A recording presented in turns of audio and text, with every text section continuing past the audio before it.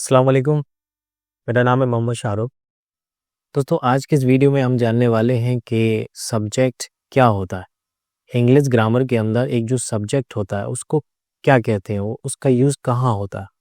हमने बारहा ये बात स्कूलों में पढ़ी है कि सब्जेक्ट सब्जेक्ट सब्जेक्ट ये होता है, उसको हिंदी में कर्ता कहते हैं। तो आइए समझते हैं आज कि सब्जेक्ट होता क्या है।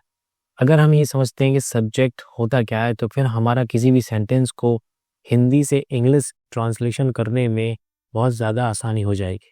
तो चलिए समझते हैं। देखिए सेंटेंस में लिखा हुआ है कि Aman is playing. Aman is playing, इसका मतलब है अमन खेल रहा है। तो इस सेंटेंस में कंफ्यूज होने की ज़रूरत नहीं है, हम इसको बाद में डिकोड करेंगे, समझेंगे कि इसकी ग्रामर को कैसे हिंदी से ट्रांसलेशन किया जाता है। फिलहाल हम ये समझने वाले हैं कि सब्जेक्ट क्या होता है, तो उस पे फोकस रहना है हमने, ठीक है। तो ये सेंटेंस लिखा हुआ है कि अमन इज प्लेइंग, अमन खेल रहा है। तो ये एक सेंटेंस है। अगर मैं आपसे सवाल पूछूं कि सब्जेक्ट इस वाले सेंटेंस में क्या है तो आप इसका क्या जवाब देंगे। तो देखें दोस्तों, इस वाले सेंटेंस में हमारा सब्जेक्ट जो है वो है अमन।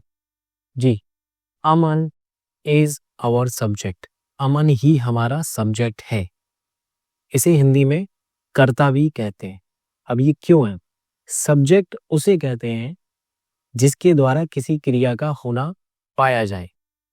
इस वाले सेंटेंस में अमन इज प्लेइंग, अमन खेल रहा है, यानी कि यहाँ पर ये जो प्लेइंग, ये जो क्रिया हो रही है खेलने की, ये किसके द्वारा या किसके जरिए हो रही है? तो जवाब है अमन।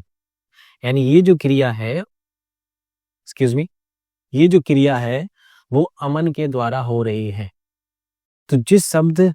तो क्रिया जिसके द्वारा होती है उसको ही कहते हैं हमारा सब्जेक्ट। उम्मीद है आपको समझ में आ गया होगा। चलिए दूसरा सेंटेंस समझते हैं दोस्तों। Salman is going to Mumbai. Salman is going to Mumbai, Salman Mumbai जा रहा है। सलमान मुंबई जा रहा है। दोस्तों इस वाले सेंटेंस में हमारा सब्जेक्ट क्या होगा? जाहिर सी बात है, ऑब्वियसली हमारा इस सेंटेंस के अंदर सब्जेक्ट है सलमान, क्योंकि ये जो क्रिया है गोइंग यानी जाने की जो क्रिया हो रही है वो सलमान के द्वारा हो रही है। यानी सलमान मुंबई जा रहा है, जिसके द्वारा क्रिया का होना पाया जाए उसको कहते हैं सब्जेक्ट। यानी हमारा जो सब्जेक्ट है वही क्रिया करने वाला होता है।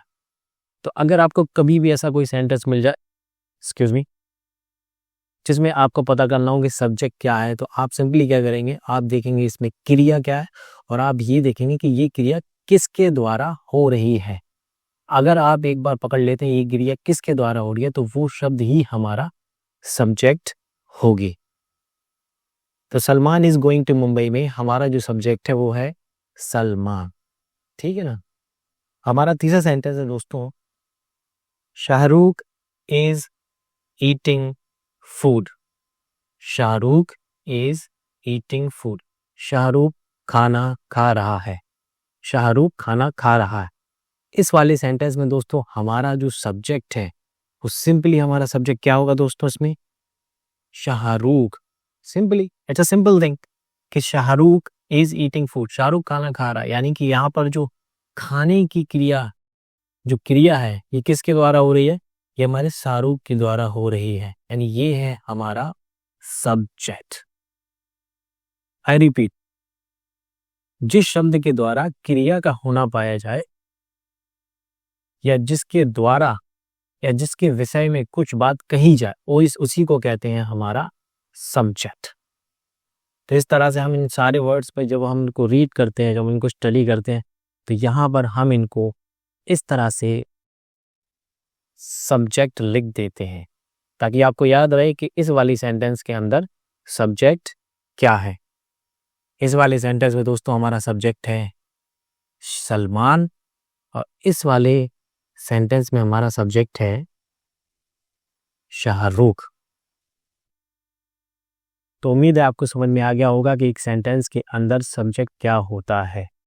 अगर ये वीडियो आपको अच्छा लगा हो तो चैनल को लाइक करें, शेयर करें, सब्सक्राइब करें और इसी तरह के और इंफॉर्मेटिव इंग्लिश ग्रामर वीडियोस देखने के लिए हमारे चैनल को सब्सक्राइब करें और आगे आने वाले वीडियो का इंतज़ार करें। And thank you so much for watching the video.